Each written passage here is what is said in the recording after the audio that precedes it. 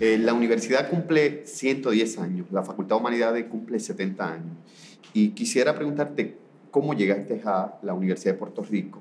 A principios de los años 70 yo estaba trabajando como profesor de lingüística, profesor auxiliar de lingüística en Penn State University. Y mi interés principal en cuanto a la investigación era la neurolingüística. Y mi método de investigación era principalmente la faciología, o sea, la investigación de adultos con daños cerebrales que afectaban su control del idioma en varias formas. Entonces yo hablé con el director del departamento de inglés, Tom Noel, que era director en aquel entonces, y también yo hablé con el director de trastornos comunicológicos en el centro médico para averiguar si pudiera tener acceso a pacientes allá para mi proyecto. El director, Nicolás Linares, estaba muy interesado en mi proyecto y me dijo que quería compartir conmigo si viniera a Puerto Rico. Así que yo le di mi renuncia a Penn State, entonces yo vine a Puerto Rico a fines de diciembre de 1976. ¿Cuáles serían los logros más significativos de esos proyectos de investigación? Trabajando con adultos en la morfología española, por ejemplo, proyectos de adquisición de fonología, utilizando mis propios hijos como sujetos, este proyecto del bilingüismo, proyectos de lingüística aplicada, así que me asignaron cursos de fonología y de morfosintaxis comparada entre español e inglés.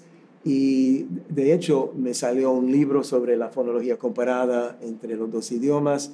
También mi trabajo en el departamento de inglés resultó en un proyecto, un libro publicado sobre la base ortográfica para la pronunciación de inglés, que es realmente un libro didáctico para personas cuya experiencia principal con inglés ha sido por escrito y no hablado. ¿Cuán importante fue el hecho de que fueras un investigador para los estudiantes? Sí, creo que es esencial, porque realmente es la investigación que realmente fuerza al profesor a mantenerse al día, realmente, sobre todo en el campo donde estás llevando a cabo la investigación.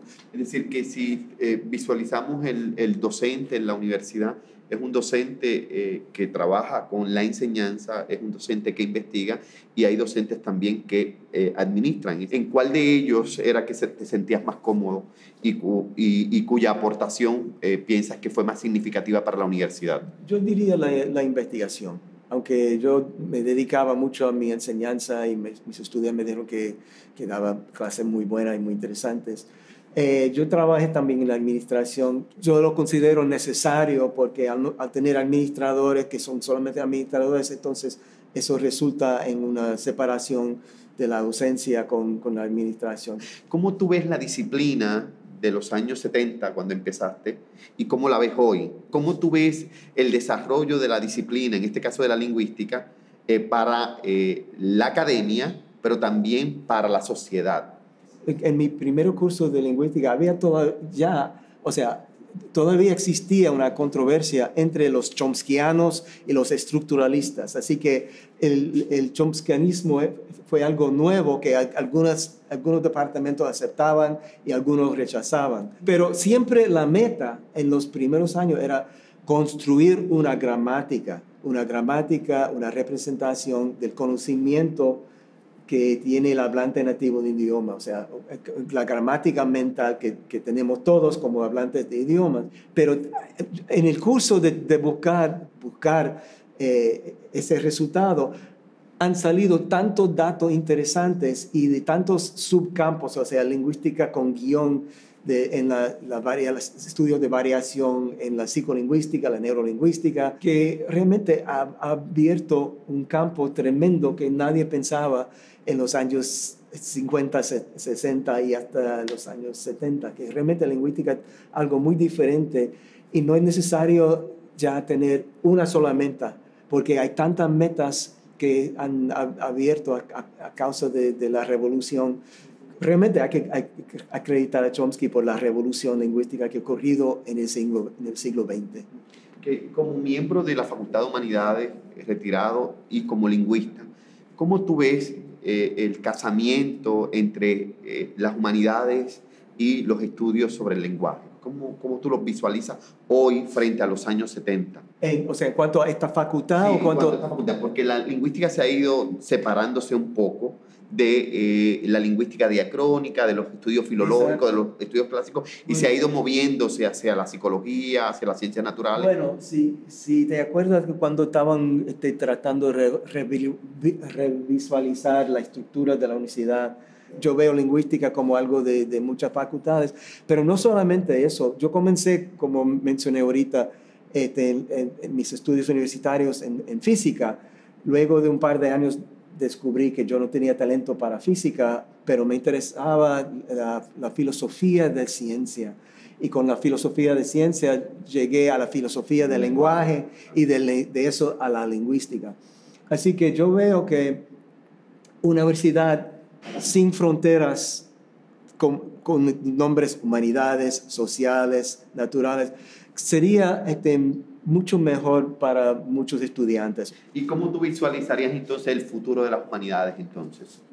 Yo creo que las humanidades se quedan, no importa lo que pasa en el resto de la sociedad, porque tienen sus tradiciones que siempre que tienen que seguir y ya están expandiéndose.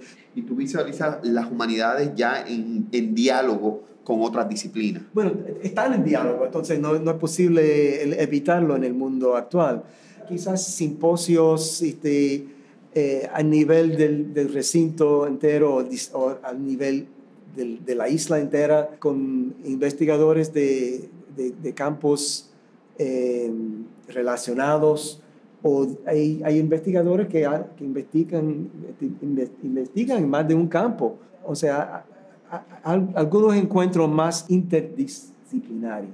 ¿Cómo convencer a los jóvenes hoy que están pensando en un mundo fundamentalmente materialista, en un mundo de bienes, llevarlos al campo de las humanidades, a que entiendan las humanidades en su forma de ser y sobre todo en diálogo con otras disciplinas? Es decir, es que el mundo profesional versus el mundo académico. Exacto. Sí, es una gran batalla que tenemos hoy día. Es una batalla y es difícil porque el mundo profesional tiene mucha más fuerza. ¿Y cuáles serían las estrategias que deben usar los humanistas para mantener el estudiantado? Yo creo que hay que comenzar en las escuelas con la idea de la importancia de ser una persona educada, una persona de formación sólida en los asuntos de nuestro mundo, inclusive las humanidades, las ciencias, pero no ciencias para poder inventar el próximo invento para facilitar la vida, sino la importancia de una educación formal para el ser humano. Y a nivel de docencia e investigación, ¿recuerdas momentos placenteros, momentos que te hagan recordar la universidad y a su vez invitarte nuevamente a regresar al campus? Yo tenía la ventaja de trabajar en dos programas muy diferentes, pero todos interesados en la lingüística. Y yo creo que el trabajar con ese grupito realmente fue lo más interesante, porque nadie tenía intereses creados. Todo el mundo estaba interesado en la formación de estudiantes, en la investigación de lingüística en el país. Yo creo que esos trabajos en ese grupo fueron lo más bonito para mí.